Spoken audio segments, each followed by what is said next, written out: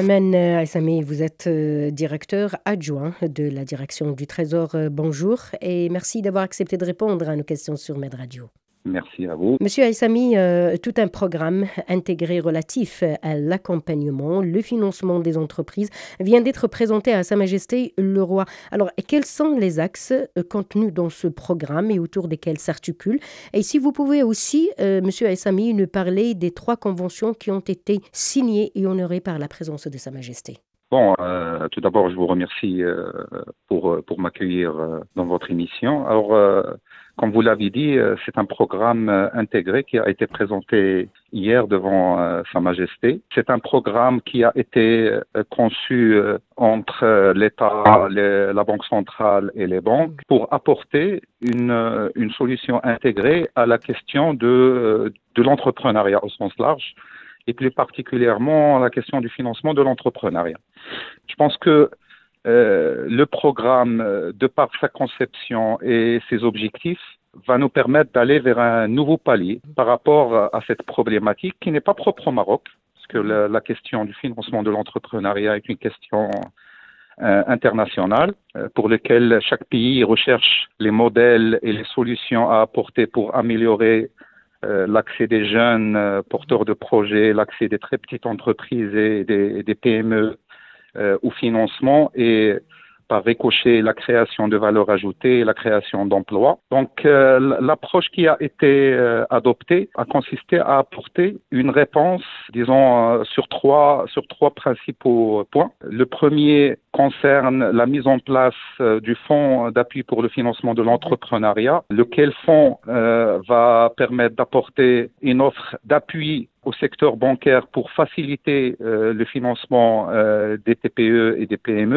Donc, cette offre permettra d'une part d'accompagner des écosystèmes de soutien aux TPME, donc de soutien où l'accompagnement est une composante importante. On ne peut pas faire de financement sans accompagnement parce que c'est cette composante qui permet aux jeunes porteurs d'idées de transformer leurs idées en projets avec des business plans, avec des études de faisabilité et des études de marché. Et donc cet accompagnement permettra de mieux viabiliser leur projet pour qu'ils puissent accéder au financement. Donc, en plus de cette composante d'accompagnement, il y a une composante financement par laquelle nous agissons sur les contraintes que le secteur bancaire a en matière de financement de ces jeunes entreprises, à savoir nous agissons sur le risque en introduisant certaines garanties qui permettent d'alléger son coût. Nous agissons aussi sur le coût du financement grâce au cofinancement et nous agissons aussi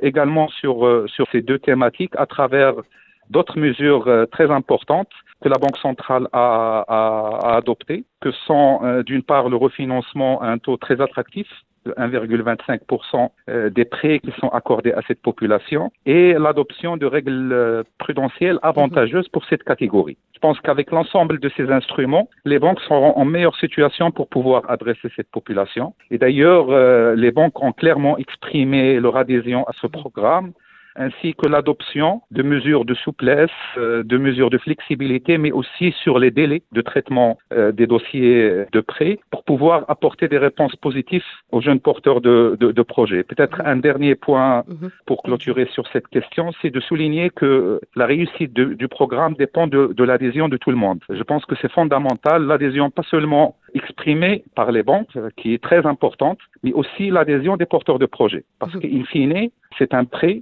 Ce sont des prêts qui seront donnés, donc des prêts qui doivent être remboursés. Il ne s'agit pas de subventions qui sont accordées et de ce fait, je pense que l'adhésion à la réussite de ce programme royal, l'adhésion des jeunes porteurs de projets est fondamentale parce qu'in fine, notre objectif, c'est de créer de l'activité économique et de créer de l'emploi. Monsieur Aissami, une enveloppe budgétaire remarquable de 6 milliards de dirhams est dédiée à l'accélération et le renforcement du tissu entrepreneurial.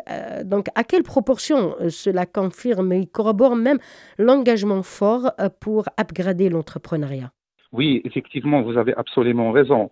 C'est une enveloppe qui nous permet d'aller vers un nouveau palier quantitatif en matière d'appui à l'entrepreneuriat, parce que nous parlons de 2 milliards de dirhams par an qui seront mobilisés, comme je le disais, pour l'écosystème d'accompagnement et pour les solutions de financement. Et quand on parle de 2 milliards de dirhams mobilisés pour ces écosystèmes, ça veut dire également, c'est pas 2 milliards de dirhams mobilisés uniquement pour les entreprises, mais c'est de l'argent qui est mobilisé pour l'écosystème. Et donc, il y aura des effets de levier. Quand nous intervenons à travers les banques, avec les 2 milliards de dirhams, nous pourrons faire beaucoup plus en matière de crédit. Quand vous donnez une garantie partielle, vous avez un effet de levier qui est très important. Et donc, avec ce montant-là, je pense que nous avons maintenant les moyens pour avoir une ambition très forte en matière d'accompagnement des PME et très particulièrement des segments de porteurs de projets, donc création d'entreprises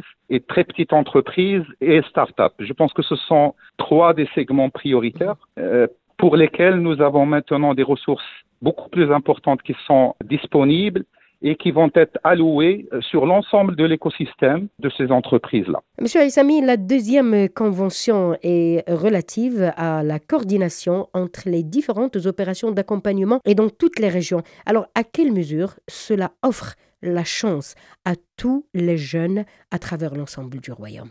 Bien évidemment. Je pense... je vais me citer moi-même. Tout à l'heure, je disais qu'on ne pouvait pas faire de financement sans accompagnement parce que c'est avec l'accompagnement que vous permettez de structurer des projets, de pouvoir les rendre viables et finançables.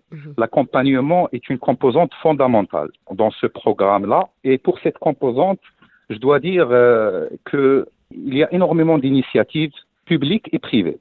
Au niveau du public, il y a plusieurs organismes qui font de l'accompagnement et qui ont des programmes très poussés en la matière. Je pourrais citer, par exemple, Maroc PME, les centres régionaux d'investissement dans le cadre de leurs nouvelles prérogatives vont aussi faire de l'accompagnement. L'OFPPT fait aussi de l'accompagnement. Donc, pour nous, il était fondamental déjà d'une part d'agir sur la coordination de l'ensemble de ces efforts.